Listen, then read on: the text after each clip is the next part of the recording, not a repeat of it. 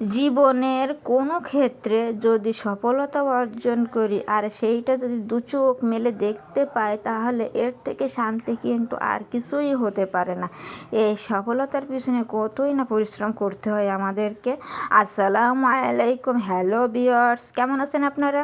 আশা করি আল্লাহ তাআলার অশেষ রহমতে ভালোই আছেন। আলহামদুলিল্লাহ, আমিও ভালো আছি। বরাবরের মতো চলে আসলাম আজ আপনাদের মাঝে নতুন দিনের নতুন আরেকটি ভিডিও নিয়ে। সকলকে জানাই আন্তরিক অভিনন্দন এবং মোবারকবাদ। চলুন তাহলে আজকের ভিডিওটি শুরু করা যাক। ভিউয়ার্স, মন যে কখন কি চায় সেটা তো বলা মুশকিল। মন চাইলো গরমের পরে, যেহেতু বৃষ্টি হচ্ছে, ঠান্ডা পড়ছে, একটু পিঠা খাইতে ইচ্ছা হলো, তাই চলে আসলাম পিঠা খাইতে। নিয়ে নিলাম গরম পানি, আর এখন দিয়ে দিচ্ছি পরিমাণ মতো চিনি। আমার যেটুকু প্রয়োজন আমি সেইটুকু দিয়ে দিচ্ছি। আবার জন্য আপনারা কেউ এক বস্তা ধরে চিনি দিয়ে দেবেন না, আপনারা যতটুকু করবেন ততটুকুই দিবেন। আমি আমার প্রয়োজন মাফিক দিয়ে দিলাম। তারপরে আমি এখানে নিয়েছি 2 রকমের আটা, সেটা আমি দিচ্ছি। একটু ওয়েট করেন, একটু লবণটা দিয়ে নেই। লবণ দেবো না তা তো হবে না, এই যে দিয়ে দিলাম পরিমাণ মতো লবণ। তারপরে এইতে আমি ভালোভাবে এই পানির সাথে চিনিটা মিক্সড করে নেব। যদি চিনিটা মিক্সড না হয় তাহলে বলুন তো ভিউয়ার্স কী হবে? যাই হোক, আপনাদের বলা লাগবে না, আপনারা লাইক দিয়ে ভিডিওটা দেখা শুরু করেন। আপনাদের কাছে আমার একান্তই রিকোয়েস্ট, কারণ একটা লাইক আমার অনেক উপকারে আসবে। আপনারা ছোট্ট একটা লাইক দিয়ে কন্টিনিউ করবেন, আর মতামত অবশ্যই কমেন্ট সেকশনের মাধ্যমে জানাবেন। এই যে দেখুন আমি কি পরিমাণে দিয়ে দিচ্ছি, 3 চামচ। এইগুলো হলো চাউলের আটা, ওই যে গুঁড়া করে রাখছিলাম, আমি কিন্তু শেয়ার করছিলাম আপনাদের সাথে। সেই চাউলের গুঁড়া দিয়ে দিলাম 3 চামচ। আর এইবার যে এমনি যে গমের আটা সেটাও দিয়ে দেবো 3 চামচ, মানে সেম টু সেম, একেবারে যেন কম বেশি না হয়।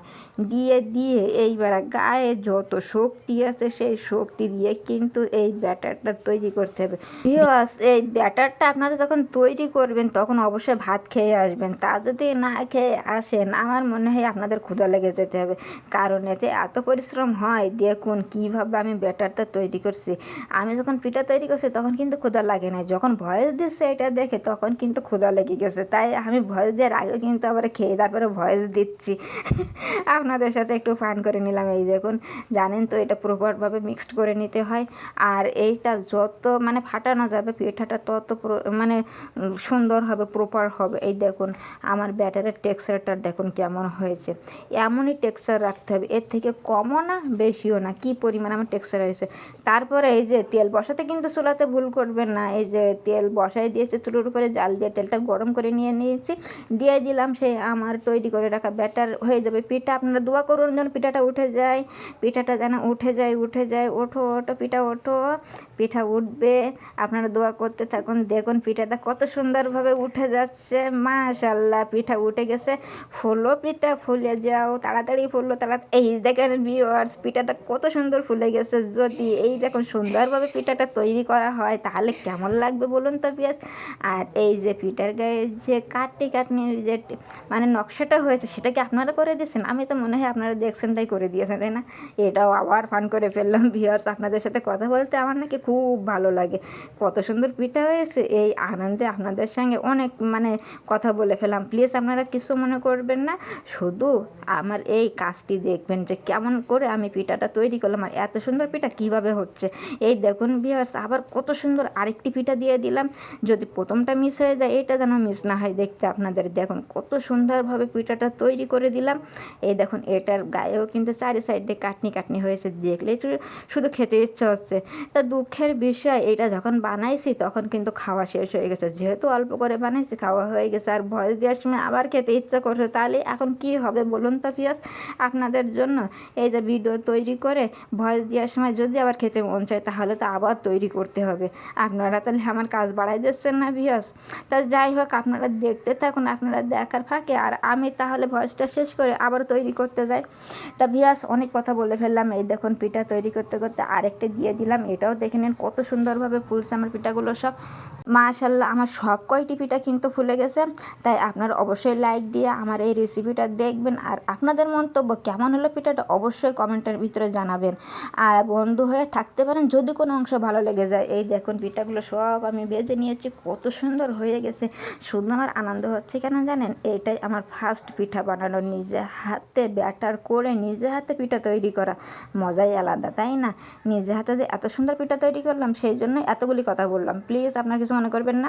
তারপরে ভিউয়ার্স এই যে চলে আসলো দুপুরের বাজার। মাছগুলো আমি আবার একটু ডেকোরেশন করে নিয়েছি। কেমন হচ্ছে ডেকোরেশনটা বলুন তো ভিউয়ার্স। এই তেলাপিয়া মাছ আর একটা হচ্ছে রুই মাছ, এই দুইটা মাছই আজকে নিয়ে আসা হয়েছে। এইগুলোই রান্না করা হবে। তা শুধু দেখলেই হবে, কাটা বাছা করতে হবে না। তো চলুন কেটে বেছে নিয়ে আসি। তারপরে আর দেখি বাজার কি নিয়ে আসছে। বাজার নিয়ে আসছে এগুলো হচ্ছে কলা, আমার ফেভারিট ভেজিটেবল, আর নিয়ে হচ্ছে শাক, সাদা শাক। ওরে আল্লাহ রে, এটাও আমার খুব ফেভারিট। আজকে খাওয়াটা জমে যাবে, যেহেতু পিঠাও ভালো হয়েছে, তরকারি আজকে ভালো, অনেক জমে যাবে খাওয়াটা আজকে। আবার অল্প কিছু পেঁয়াজও নিয়ে আসছে, পেঁয়াজটা শেষ হয়ে গেছে তো অল্প করে নিয়ে আসছে।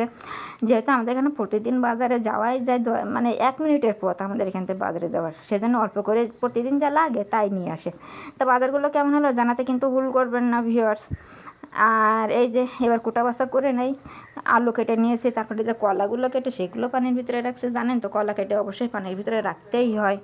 তারপরে ভিউয়ার্স এই যে সেই মাছগুলো, এইগুলো এখন ফ্রাই করতে চলে আসলাম। মাছ যদি না ভাজি তারপর তরকারি কি খাওয়া যায়, তাই মাছটা আগে ভেজেই নিতেই হবে, তারপরে তো তরকারি রান্না করতে হবে, তাই না? কেটে বেছে আগে মাছটা ফ্রাই করে নিতে হবে, যেহেতু মাছটা আগে না ভাজলে সমস্যা হতেই পারে। তাই মাছ আবার বলবেন যে এখানে নিয়ে আসলো রুই মাছ, তেলাপিয়া মাছ, এখানে বড়ো মাছ কী করে আসলো? এটা ফ্রিজে ছিল বড়ো মাছ। আব্বু যেহেতু এই কাটাল্লা মাছ রুই মাছ খেতে পারবে না, তা আব্বুর জন্য 2 পিস বড়ো মাছ দেওয়া হয়েছে। সব কিন্তু আমি আপনাদের ভেঙে বলে দিচ্ছি। আপনারা কিন্তু কোনো কিছু আর জানতে চাইবেন, মানে কিছু মনে করবেন না, জানতে চাইলে অবশ্যই কমেন্টে জানাতে পারেন। তারপরে এই যে চলে আসলাম শাক রান্না করতে। শাকগুলো এই যে মশলার পানি গরম করে শাকগুলো কিন্তু এখন দিয়ে দিচ্ছি। আমার যদি হাত পড়ে যায় ভিউয়ার্স তাহলে কী হবে বলুন তো দেখি। দিতে দিতে আবার পানিতে হাত লেগে যাচ্ছে। রান্না করতে গেলেই তো এমনই হয়, হাত পুড়ে যাবে, হাত কাটবে, এটাই তো স্বাভাবিক, তাই না? রাঁধুনিদের হাতেই তো অনেক মানে লক্ষণ খুঁজে পাওয়া যায়, পোড়ার দাগ, কাটার দাগ। রান্না করতে গেলেই এই চিহ্নগুলো মানে অটোমেটিকই চলে আসবে। এবার দেখুন কথা বলতে বলতে কিন্তু আমি শাকগুলো দিয়ে এখন মশলার পানিগুলো ভালোভাবে মিক্সড করে এখন একটু ঢেকে দেবো। ঢেকে না দিলে তো শাকগুলো সিদ্ধ হবে না। তারপরে ঢেকে দেওয়ার পরে ভিউয়ার্স দেখুন কত সুন্দরভাবে শাকগুলো সিদ্ধ হয়ে গেছে। এখন কিন্তু এটা নামিয়ে ফেলতে হবে, চলে যেতে হবে দ্বিতীয় স্টেপে। চলে আসলাম দ্বিতীয় স্টেপে। এখন এই যে পেঁয়াজ রসুনগুলো গরম করে তার উপরে কিন্তু এই যে তেলের ফোড়ে দিয়ে দিচ্ছি। আমরা বলি তেলের ফোড়ে দিয়ে বাগার দিয়ে, আপনারা কে কী বলেন জানি না, সেইটা দিয়ে দিলাম। এখন সুন্দরভাবে ভালোভাবে মিক্সড করতে হবে। আর যেহেতু সবুজ শাক, তেলটা তো বেশি দিতেই হবে, কারণ তেলের সঙ্গে তো ওই যে ভিটামিন ডি আছে, এই যে শাকের যে ভিটামিনটা থাকে, ভিটামিন ই, সেটা কিন্তু দ্রবীভূত হয়। আর সেইটা খেতে কিন্তু শরীরের অনেক উপকার হয় খেলে। সেই জন্য আমি সবসময় সবুজ শাকে বেশিরভাগই তেল দিয়ে থাকি বেশি করে। তো যাই হোক কথা বলতে বলতে শাকগুলো কিন্তু ভাজা হয়ে গেছে। ফাইনাল লুক দেখবেন না? এই যে দেখুন চলে আসুন ফাইনাল লুক দেখতে। কেমন হয়েছে অবশ্যই কিন্তু বলবেন আপনারা। শাকের রেসিপিটা কেমন হয়েছে, বিশেষ করে পিঠাটা কেমন হয়েছে সেটা আগে বলবেন। তারপরে এই যে চলে আসলাম আরেকটা রেসিপি, ওই যে কলাটা আমরা সিদ্ধ করে নিই। যেহেতু আটা ছাড়াতে সমস্যা হয়, কলাটা কাঁচা থাকে, ওর ভিতরে অনেক পরিমাণ আটা থাকে, তাই একটু সিদ্ধ করে নেয় আটাটা সরানোর জন্য। এই দেখুন পানিগুলো সরিয়ে নিচ্ছি সিদ্ধ করে। এইটা রান্না করলে আর কোনো আঠার গন্ধ খায় না। তারপরে মশলাটা কষিয়ে তারপরে দিয়ে দিচ্ছি এই যে সে কলা আর আলুটা কিন্তু ভাপ দিয়ে নেইনি, কারণ আলুতে কোনো আটাই থাকে না, শুধু আলুগুলো কিন্তু ওই জালিতেই ছিল, আপনারা লক্ষ্য করেছেন। যাই হোক এখন সুন্দরভাবে ভালোভাবে নাড়াচাড়া করে একটু কষিয়ে নিতে হবে।